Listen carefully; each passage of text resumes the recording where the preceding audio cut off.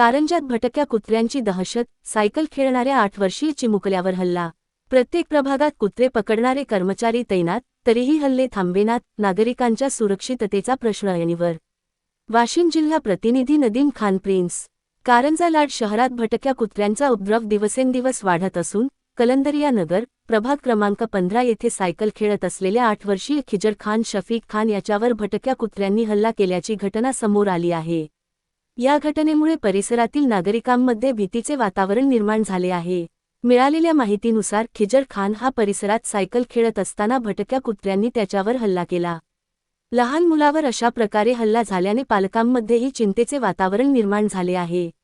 विशेष म्हणजे नगर परिषद प्रशासनाने प्रत्येक प्रभागात भटक्या कुत्र्यांना पकडण्यासाठी कर्मचारी नियुक्त केले आहेत।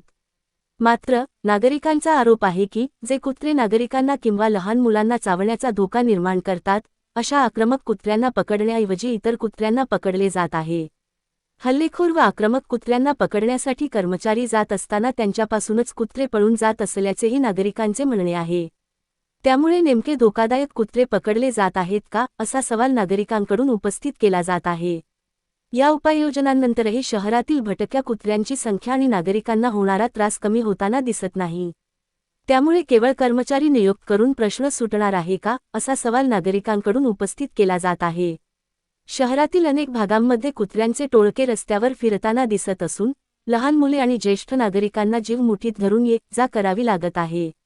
वारंवार कुत्र्यांच्या हल्ल्याच्या घटना घडत असताना नगर परिषद प्रशासनाने या समस्येकडे गांभीर्याने लक्ष देऊन ठोस व कायमस्वरूपी उपाययोजना करणे गरजेचे आहे।